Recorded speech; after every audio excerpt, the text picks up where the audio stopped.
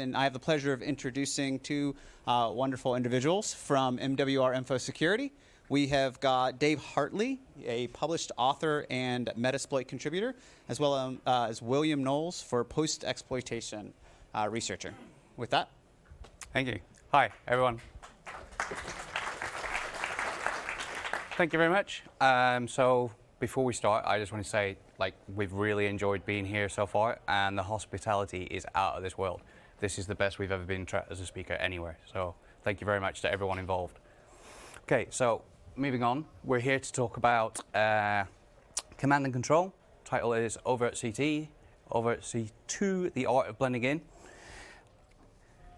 And basically, just to make sure that you're in the right room and don't want to run out, what we're going to do is talk through various different capabilities that lots of different tech stacks, blinking boxes, are able to do these days with detecting command and control channels initiated by malware or red teams and bits and pieces. We're going to show you or talk about a few tricks that we've used over the months, years to fly under the radar of some of those technology stacks and individuals looking for things that we're up to. We'll discuss what's available at the moment in the offensive tooling world for what we're sort of classifying traditional command and control channels. And we're going to demo a tool today that we will be releasing, but perhaps not today because your code's a bit shoddy. But we're almost there, and hopefully we will release it very soon. And we want to sort of end with the obligatory, help you with a little bit of a defense. Where do we go from here? What can we be doing? And hopefully now you want to stick around and listen to us. So I'll give you a second to run away if you want. Okay, cool. So CV on a slide. We do red, blue, purple, rainbow teaming, whatever you want to classify it, call it. We've got shiny badges and certifications and accreditations and all that sort of stuff. Basically, we primarily operate with tier 1 international financials, running what you guys would classify as RedTeam, but it's kind of attack simulations, emulation stuff, helping those organizations mature their cyber resilience, not just owning them, but also helping them to better defend their environments. Not just financial, we also work in other industries, government, telcos, nuclear, all that sort of stuff. CSI, loads of schemes that do like detection and response, instant response. It's all really impressive. But if you're not that impressed, I was hoping he might be in the audience, but he's certainly been impressed with some of our work. And when we do these kind of operations, invariably some of our malware is going to get out there into the public domain. People pick up on it, and it's nice to have it praised. We didn't actually use any of those in any real campaigns. But then also, we've had various certs across the world, threat intelligence groups, I guess you could call them, put in a phone call to some clients or industries and warn them that a new Russian APT is on its way, and it's not, it's just us.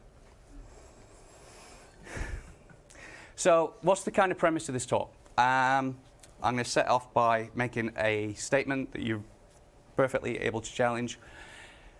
But I firmly believe that blue teams these days have so many tools and tricks and all sorts of cool stuff in their bags to really rival most red teams and threat actors' capabilities.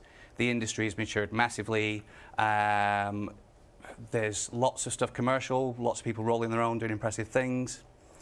And my view is that if you've got all this stuff in place, that even if you're really capable and adaptive adversary, rolling your own stuff, even if it's all customized, you're likely to be detected in most modern and mature environments. So as far as we're concerned, like traditional command and control is dead, and we're going to talk about C3. So kind of backing this up a little bit, a lot of the organizations that we work with, surely 5-6 years ago, weren't that capable. In that time period, they've massively matured. There's loads of stuff. You've got EDR, managed EDR, next-gen AV, various SIEM stacks, threat hunters. So I don't like threat hunters. Some say it's a buzzword, but to be honest, things got a lot harder in the offensive community and doing these offensive operations when, before you've even started, you know that there's a team inside your target that already assumes you've compromised them and is already looking for you. So there's no surprise element anymore. and it's been a tough thing to deal with. Loads of blue team SOCs, their toolings, all the stuff that underpins their operations, they're just brimming with all sorts of cool stuff. And it's no longer the domain of the red team or the threat actors, malware writers to have all this cool stuff. So I'm going to focus primarily on command and control, nothing else in the Cyberkill chain. We're not going to talk about various fancy new techniques other than stuff that we can use to communicate with our malware and go undetected. And this comes about because most organizations that we target of any sort of level of maturity have some kind of web proxy in place that's filtering known bad and letting good through. The tagline, headline would be, most environments want to allow everyone to visit the websites, use cool stuff, do things, get on with their job, but they don't want malware visiting bad sites that they know of. So there's always this web proxy in place that's got some sort of database of all the known bad websites or command and control servers out there, and supposed to just block them and make everything fine. Then there's various filters that they implement, like blocking porn, social media, allowing just financial banking services or whatever, and all these websites fall into these categories.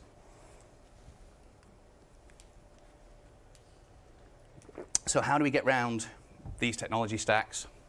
What do we do? So we set ourselves this challenge, which is basically our tools, patterns of communication that we're using, the things that we're doing and how we're doing it. When we're going up against a target that knows their environment well, has all these shiny tools, they're always going to detect anomalous behaviors or a command and control channel. So what do we do about it? And that's what today's talk about is specifically focused on RedTeamed and what we do. So we're going to take you on a small journey of how we got there. Like I said, I'm not going to talk about evading EDR or getting implant onto a box. We're going to assume that you've got the implant. This is about the communications. There's some nice tooling from MDSec called Sharpshooter, and we'll have one coming out. Maybe we'll release it. Maybe we'll change its name. But it's called Inappropriate Touch, and it's something that we use. Blue are really good, in our experience, in the environments that we test in and the clients that we have. The blue team has always been historically quite good at spotting stuff coming in at the perimeter, so the initial fish or probe or whatever it is. But once it's on the endpoint, things change, so the whole armadillo type situation. And we found in a lot of places that are really good, this kind of we've got about 4 hours of operational time before we're completely evicted. And we also looked at the playbook that those incident responders go through, the blue team in that time period. And it was normally they go and identify the fish. So either someone's clicked on a I've been fished button or makes a phone call, I did something silly and clicked on a thing. And then the IR team will start to look at the indicators of compromise in there, find the initial foothold, block the C2, etc. And it all takes about 4 hours. Technically, you could probably do it a lot quicker, but operationally it's about 4 hours. So we need to deal with that. We've seen some stuff where it can auto-alert on C2 channels because of the anomalous behavior and some of the indicators that we'll talk about. But it's very prone to false positives, and you don't want to be shutting down websites left, right, and center. And also, if we were to use something like AWS as a C2, and you automatically shut down access to AWS, people are going to scream. So it's not really something people have got fully automated just yet. Okay, so where are we traditional, what we're classifying as traditional C2? So tool sets most people are using are Cobalt Strike, Empire, Metasploit. Traditional channels are HTTP, S, and DNS. And over the years, these tool sets have allowed you to slightly start operating and customizing those in some way, shape, or form. And Cobalt Strike's coined the malleable profile, and I think custom profile or something in Empire. I don't think there's much options in Metasploit. So this is what it kind of looks like, and this kind of came about, and these aren't mine, there's a URL somewhere you can visit and go and get a full deep dive into all this. But it allows you to control various elements of the protocol, either putting your payload or your communications in a post header or a get header, changing HTTP file type headers, and just basically playing around with it wherever you can smuggle your payload in to get past any sort of detection routine. But really, it was put together by those tool authors to allow you to emulate a particular threat actor's malware communication channels so that you could test your detection algorithms that way. There's a lot of functionality you can play with and a lot of things you can do to get past most places, but it's not always going to be 100% reliable because it's still going to be slightly anomalous in some cases.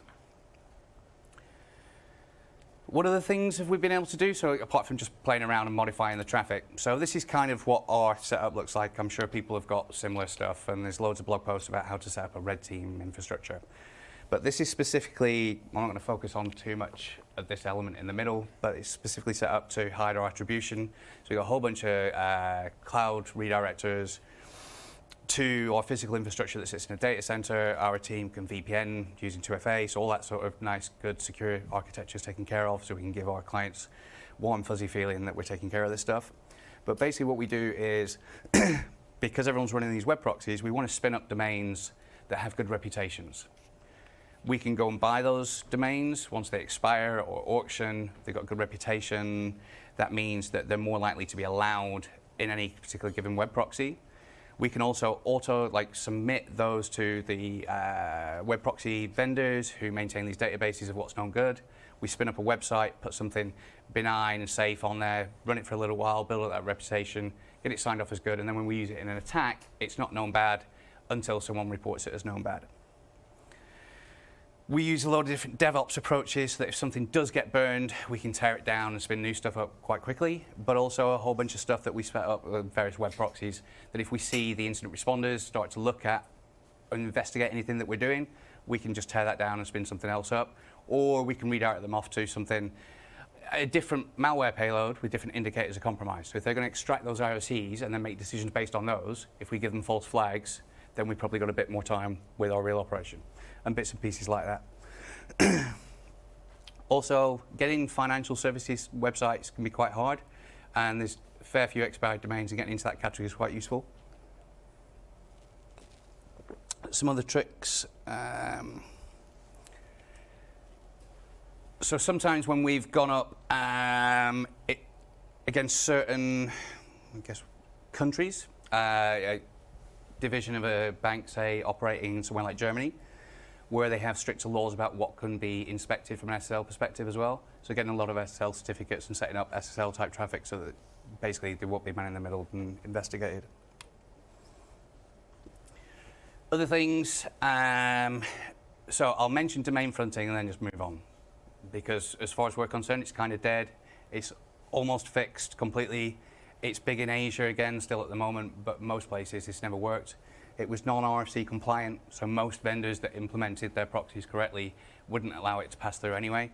But basically it's about hiding behind legitimate services and just changing headers so that the proxy thinks it's going to one place and ends up going to somewhere else. We send in our payloads stageless, so i.e. for a long time, if you sent in your malware and it pulled down the stager, the signature was, 4 alpha chars to a URI. It was modeled in Cobalt Strike straight off Metasploit, so everyone knew what it looked like, and we're going to pick it up straight away. So not staging, customizing the staging URI, bits and pieces, that gets us around. The malleable profiles, changing its stuff so we look like legit traffic if we can, modify the headers to get around bits and pieces. So checking once you're onto a box, looking at the proxy pack file, see if we can figure out where there are other proxies that perhaps someone isn't watching, and again, they're going through a country where SSL inspection might not be taking place, finding that proxy, going through there. Breaking our communication channels down into smaller and smaller chunks so we don't trigger DLP. Sometimes we've been burnt because of the DLP solution. And then the most reliable one was persist using esoteric techniques, which is basically if we know that the things that we're doing is going to get us burned because it's come through from a phishing email and someone's going to go to that host and then nuke it, we want to use some kind of persistence mechanism that would survive that nuking. So if you look on MWR website, we've written a persistence tool called XRules that hides itself in the Outlook profile. And then if anyone wipes the machine the next time they log into a new machine, the malware comes back, and it doesn't really matter about the command and control channel it's using at that stage because there's no other pre-indicators to draw their attention to it. And we might wait another week, 2 months until we fire that up. The problem with all of these is they're not reliable, and we've got to think about every campaign and every breach, which one's going to work, which one's not going to work, what combination, etc., which isn't really great. And also, one of the downsides to all of this, like registering multiple domains, spinning them up, having them nice and clean, is they do stick out like a sore thumb. It doesn't matter how clean or what a great reputation my website has, it's probably the first time anyone's seen it in the environment that I'm in. It doesn't matter what it's called. If no one's ever spoken to it before, it sticks out, and someone's going to go and have a look at it and then start to pull at the thread. So again, that's not great, and it's still how a lot of people operate in. So, conclusion of my premise, which I said I'm happy to be challenged on. I still believe that if most defenders leverage all the tech that's available to them, gather the right telemetry, understand their environment, how these offensive tools work, how those communication channels look like, know if something's a brand new domain, all that sort of stuff, then as far as I'm concerned, detection of C2 is almost a solved problem. Now, I accept a lot of different blue teams are in a different place. Some don't have all that money, don't have the shiny boxes, haven't got the people to roll their own. But that doesn't mean that we now need to invent a new box or a new tool to detect. I think pretty much the route to get in there is quite well known. So we want to be able to have more success against our clients that we've helped get to this stage, even if other people out there aren't quite there yet, and we want to make sure that our offensive capability is ahead of the game as well. So this is how we changed the game and how we went about it. You want to do part 2 of the journey? Of course. So for part 2 of this talk, we'll be predominantly focusing on kind of some of these sort of lingering issues around running command and control channels that Dave has mentioned.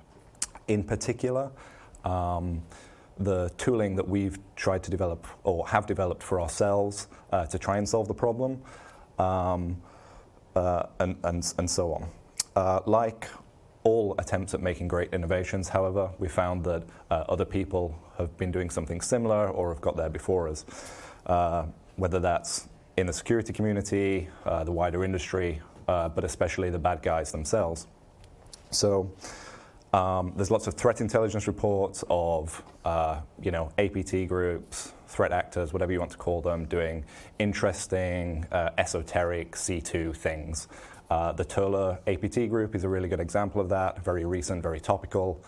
They were leveraging MAPI to sort of interact with Outlook and send and receive emails with specially formatted PDFs that carried their kind of C2 kind of payload, if you will. So lots of interesting things are sort of going on by kind of these sort of groups out there. But when it comes to the security community ourselves, and when we're doing attack simulations, what tooling is there available for us to kind of mimic these activities? And the answer is there's some tooling out there for doing kind of interesting C2 channels through things like social media, emails, or whatever. But the problem with a lot of this kind of tooling that people have developed and put out there is that it's not backwards compatible with the toolkits that we kind of know and love and like to use as part of these attack simulations. So things like Cobalt Strike or Empire or whatever, these kind of proof of concepts stand alone. The result of this is that there's kind of additional development work for everyone involved if they want to do something a little bit more than what is standard. So one potential solution to this came in 2017 in the form of the external C2 interface that Raphael Mudge introduced into Cobalt Strike. And effectively, what this allows you to do is man-in-the-middle Cobalt Strike traffic. The way that this works is you kind of introduce some sort of intermediary components to Cobalt Strike communication. So in the initial proof of concept that Raphael Mudge released, there was kind of a client executable that interacted with Cobalt Strike's implant, which is called Beacon, over a named pipe. So it would receive kind of a blob of data over that named pipe, which it would then forward over a socket to some kind of server-side infrastructure, server-side executable before it would be passed on to the Cobalt Strike team server. But conceptually, it's kind of receiving this blob. You could do anything with it, and kind of that's kind of the sort of general idea behind external C2. Man in the middle in the traffic, and then through this special interface on the team server, you can kind of pass that in, and it would be sort of accepted as kind of like a blob of information. Now, there are a few people. There's kind of a couple of examples of people who have developed external C2 implementations, and they're in the public domain, and they're very good. For us, however, they had a couple of limitations that made them not suitable for use. So the first one being that they weren't as extensible as we would like them to be. Or if they kind of where they were extensible, they were written in languages like Python, which while it kind of makes it easier to rapidly prototype things, it's kind of not ideal from an avoiding detections perspective. There's much more kind of indicators for identifying kind of DLLs compiled, that are kind of Python on the back end, really. So we developed our own, which we've called not C2, but C3. Custom command and control. When developing this, we had 3 key design requirements in mind. We wanted to enable rapid prototyping of any kind of new C2 mechanisms. So the implants for C3 are written in C++, not the easiest language to rapidly prototype in. But the idea was basically we wanted to sort of create a situation where if you wanted to add new C2 mechanisms to the framework, there was only a sort of a limited number of methods that you would need to implement, and kind of everything else was abstracted away. Another thing was we wanted to ensure that if we were doing something new and kind of we were running kind of these sort of new C2 channels, and we had a framework for doing this, that when we had an implant, we could kind of dynamically switch out between the C2 mechanisms that we're using. So we're kind of just not constantly pummeling kind of one kind of resource that we're pivoting traffic through. In addition to that, we wanted to allow chaining. So that's kind of a fundamental requirement, I think, of kind of implants these days, that you can chain and pivot multiple kind of implants together if you're doing things like internal lateral movement. So I should have mentioned as well, and Dave mentioned it earlier, the idea was to release C3 at BlueHat. Unfortunately, as Dave said, my code is pretty rubbish. And it's taking a little bit longer to get it ready for public release, but as sort of a public commitment, I think within kind of 4 weeks, it will be out there, maximum 6. But to maybe this afternoon. But to do a sort of an introduction to C3 and what it's all about for when it does get released, implants within C3 are called what we call relays. The idea being that there's 2 basic types. There's client-side relays, the ones that you run on a compromised host, and then there's server-side relays that you sort of run on your infrastructure. Generally, you would have kind of one server-side relay and then many client relays, all of which can be chained together potentially. Client-side relays are basically implants that can communicate through some mechanism to an implant from another toolkit. So, for example, something that could interact and speak to Cobalt Strike's beacon. But then the one on the server side would be sort of collating data from this kind of network of nodes and then kind of passing that on to some form of listening post, such as the Cobalt Strike team server. Extensibility is kind of the key thing that we wanted to implement within C3, and the way that you do that is through interfaces, or that's what we're calling them. So the idea being that you attach interfaces, one or many, to a particular relay. You receive on an interface, you send on an interface, a relay relays traffic. Conceptually, there's 2 types. So there's implant interfaces, which are kind of interfaces that you would use to interact with another toolkit. So an example would be you read and write to a named pipe to interact with beacon. Or there's channel interfaces, which would be more for relay-to-relay communication, and they're sort of traditionally what you would associate with C2, so you're sending a blob of data over HTTP or something like that. Now, as I said, this is where kind of C3 is kind of extensible, so if you want to support another toolkit, you just implement an interface for that toolkit. If you want to implement a new C2 mechanism and have that work with C3, you just implement a particular channel interface for doing that, and everything else is kind of abstracted away. And I should have mentioned as well, so in terms of doing that implementation, there's 3 basic methods that you would use for doing that. There would be like how you send data, how you receive data, and another one which is kind of how you would identify yourself. So that's really just kind of a couple of lines of code. To give you a kind of a feeling of some of the interfaces that we've implemented for ourselves, and some of which we may release, some may not, but just to give you sort of a feeling of what's possible, from the very beginning, there are two basic interfaces which are absolutely essential to making everything else work.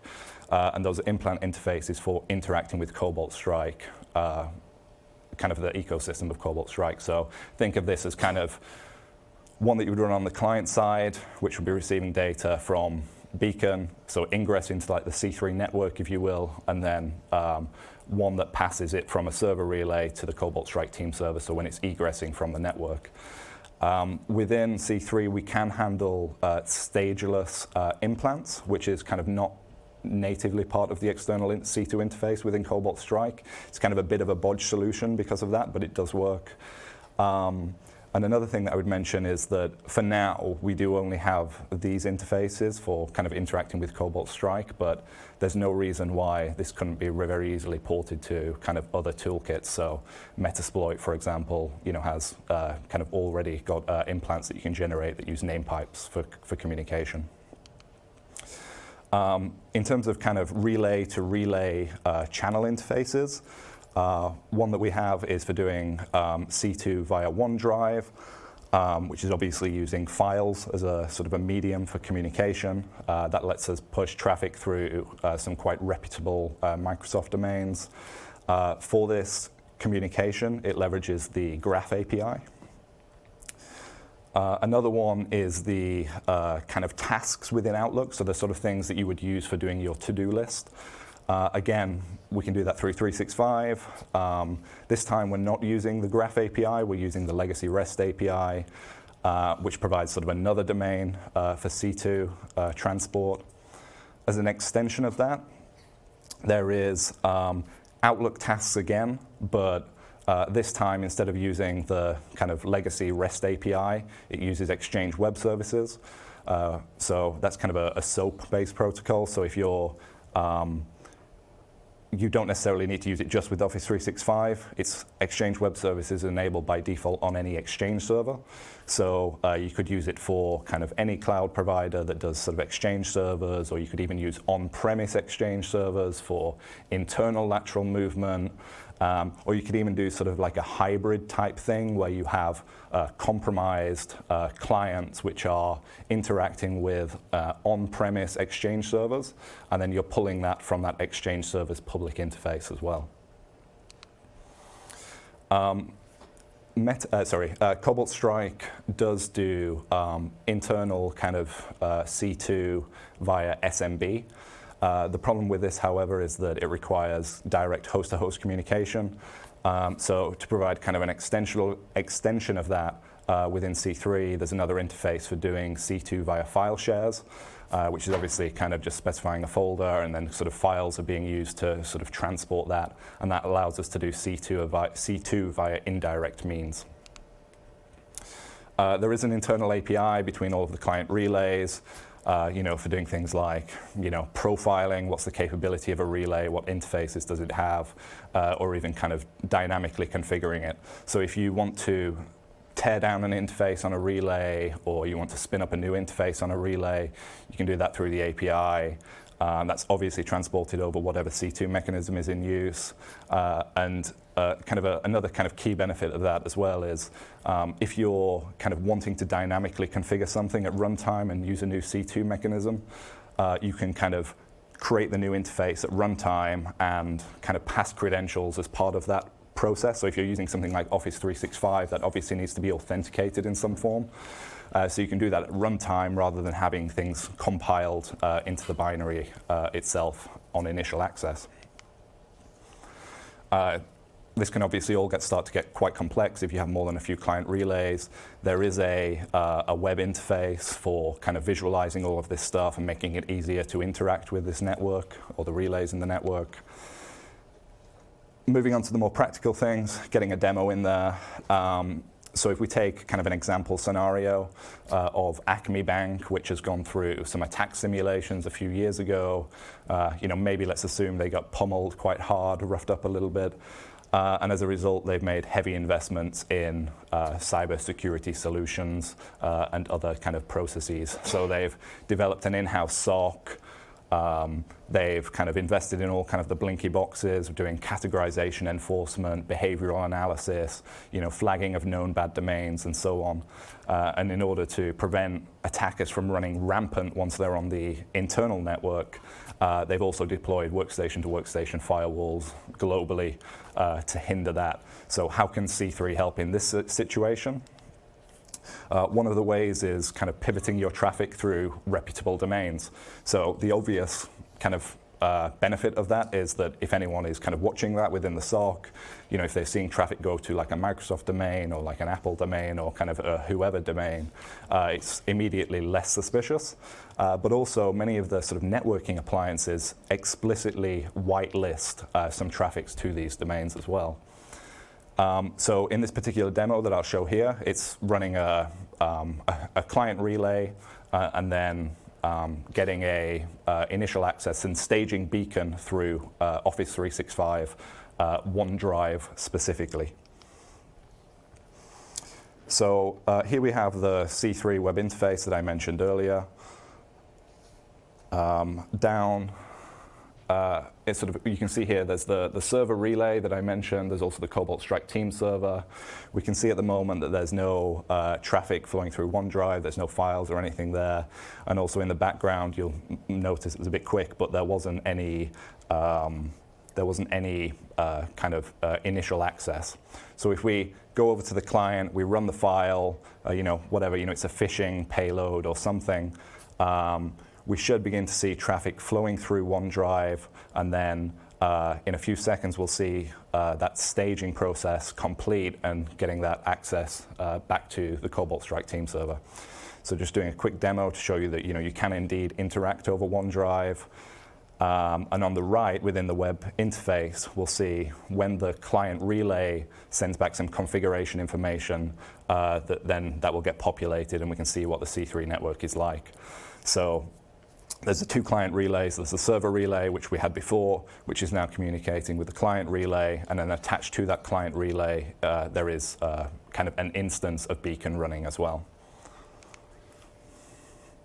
So if we want to extend our access internally, one thing that we'll want to do is kind of move on to other hosts, obviously.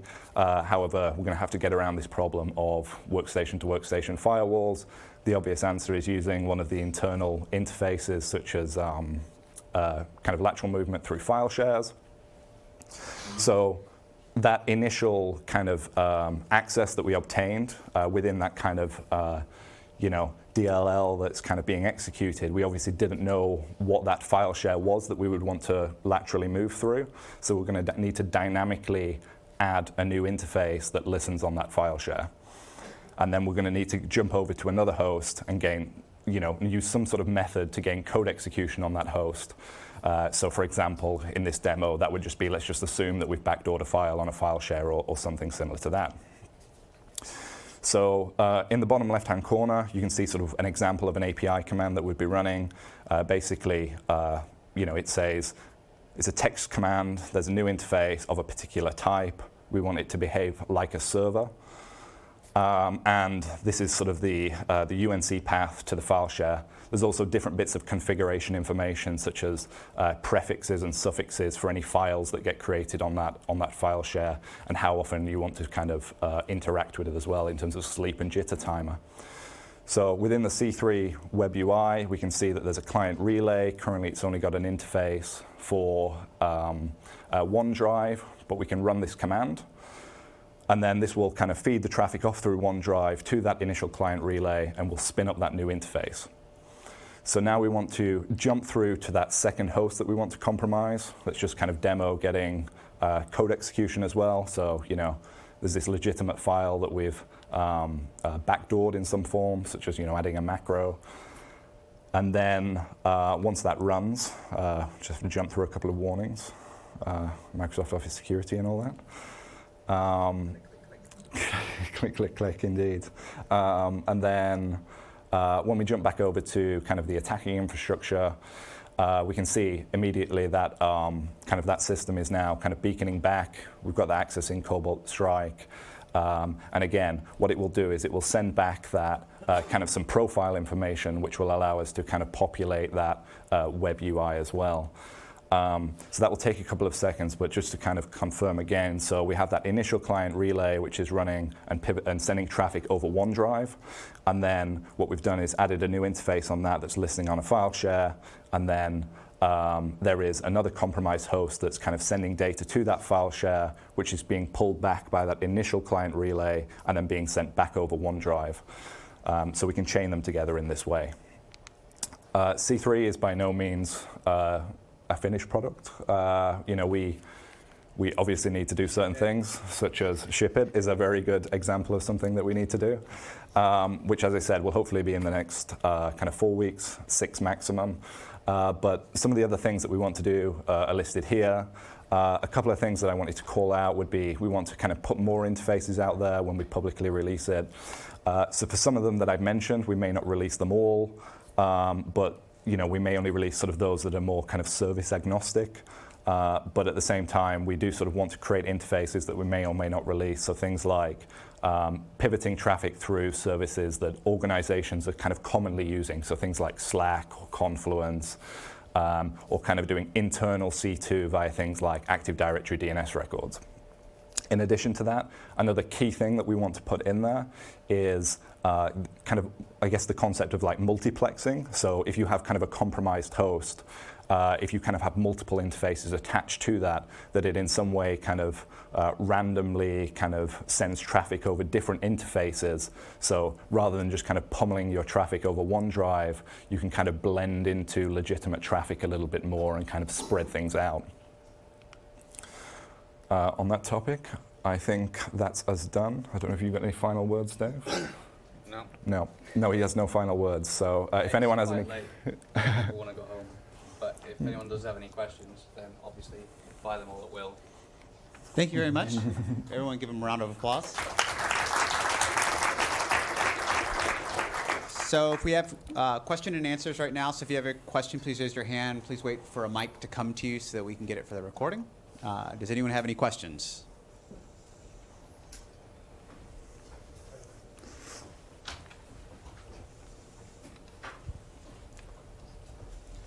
How are you, with the SMB file shares and all that kind of stuff, how are you being sure that it's only your traffic who's able to control the other implants and not somebody else on the network?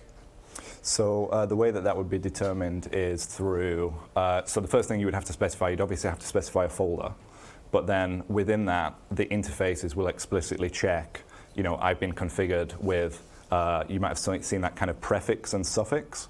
So it will kind of go out and it will only fetch files that meet those particular parameters. Rather than kind of just pulling anything in and deleting arbitrary data. It's kind of somewhat restricted to the parameters that you provided, and it will do validation in that way. Well, if I was somebody with access to that file share, Yep. and I could see files being created and deleted and stuff, what would prevent me from putting different commands in those same files? Or files of that pattern and stuff? So there would be nothing stopping you dropping the files in there. They wouldn't be kind of, so let's say you somehow worked out kind of like what the format was of the kind of like an API command that you need to run, etc. All of the relays do have, they do leverage like authenticated encryption and stuff, or like before they'll run an API command, they'll check that it's actually coming from the server relay. So they won't kind of like arbitrarily kind of be kind of executing stuff. There is some validation of that in there as well. But I mean, there's nothing to stop kind of arbitrary files being added in there, but there is other kind of countermeasures that would prevent negative effects from that. It's open source, and you can check it out yourself. Soon to be open source. Yeah.